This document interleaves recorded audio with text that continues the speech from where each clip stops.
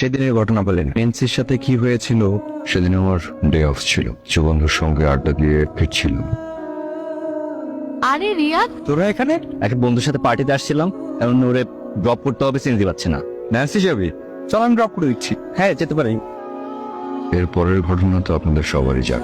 চেকপোস্টে police আমাদেরকে দাঁড় করালো এবং অ্যারেস্ট করল। নেন্সির কথা অনুযায়ী তো সন্তোষ আপনার ঘাড়ে পড়ছে।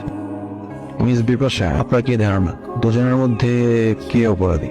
মনির সাহেব, আমি বিশ্বাস করি ডকুমেন্টে। Very good.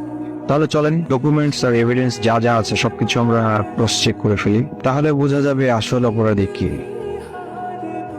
রক্ষক যখন ভক্ষক হন তখন সমাজের কি ভয়ঙ্কর পরিস্থিতি দাঁড়ায় তার বাস্তব উদাহরণ হচ্ছে এসআই রিয়াদ। তিনি তার পুলিশের পদবি ব্যবহার করে অবাধে অপরাধ করে গেছে। তার কাজ হচ্ছে সমাজের অপরাধ দমন করা।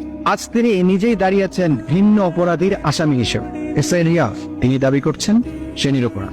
নেন্সির বক্তব্য হচ্ছে সে নিরপরাধ। নেন্সি আসলে জানতো না তার ব্যাগে কি আছে। এসআই রিয়াদকে বিশ্বাস করে তার দেয়া জিনিস নেন্সি তার ব্যাগে রাখে, পরে সে জানতে পারে। আর এইদিকে এসআই রিয়াদ তার বন্ধুত্বের সরলতার সুযোগ নিয়ে নেন্সিকে দিয়ে অপরাধ করিয়েছে। তাই আমি এসআই রিয়াদকে তার চাকরি থেকে অব্যাহতি, দৃষ্টান্তমূলক শাস্তির দাবি করছি। এই ব্যাপারে আপনার কিছু বলার আছে? No sir. আপনারা যদি অনুমতি দেন, আমি এই কেসে ন্যান্সি ইসলামকে কিছু প্রশ্ন করতে চাই। অনুমতি দেওয়া হলো। মিসেস ন্যান্সি, প্রথমেই ভুল করছেন মিসেস ন্যান্সি, উনি তো অবিবাহিত। আমি যদি ভুল না করে থাকি, গত বছর 17 জুন মগবাজারের একটি কাজী অফিসে আপনি বিবাহ বন্ধনে আবদ্ধ হন। বিবাহিত বা অবিবাহিত এর সাথে কেসের সম্পর্ক?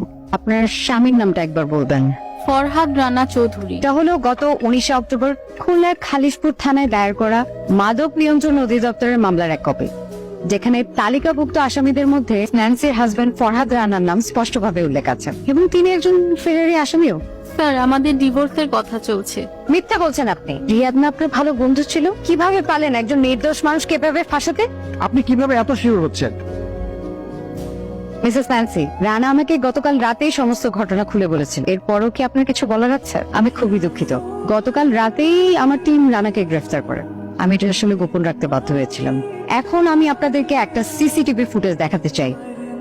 এই ফুটেজ মিসেস ন্যান্সির সাথে মিস্টার রিয়াদের দেখা হওয়ার ঠিক 8 ঘন্টা আগে। স্পষ্টভাবে দেখা যাচ্ছে যে রানা মিসেস ন্যান্সির সাথে দেখা করতে আসেন, তাকে একটা প্যাকেট দেন এবং ন্যান্সি সেই প্যাকেটটি তার ব্যাগে ক্যারি করে, যেটা পরবর্তীতে ন্যান্সি আর রিয়াদকে গ্রেফতারের সময় আমরা উদ্ধার করি। মিস্টার মনির, আমিও আপনার সাথে একমত।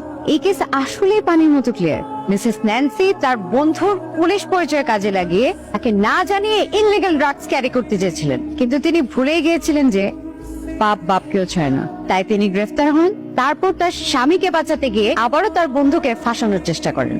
তার সমস্ত প্ল্যান নষ্ট হয়ে যায়। মাননীয় তদন্ত বোর্ডের কাছে আমার আবেদন, মিস্টার রিয়াদকে সম্মানে তার কেস থেকে অব্যাহতি দেওয়া হোক, পুনরায় তার কর্মস্থলে যোগ দেওয়ার জন্য অনুমতি দেওয়া হোক।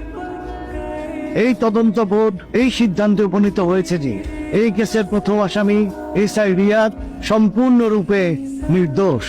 তাই তাকে সসম্মানে এই মামলা থেকে অব্যাহতি দিয়ে নিজ কর্মস্থলে যোগদানের নির্দেশ প্রদান করা হচ্ছে।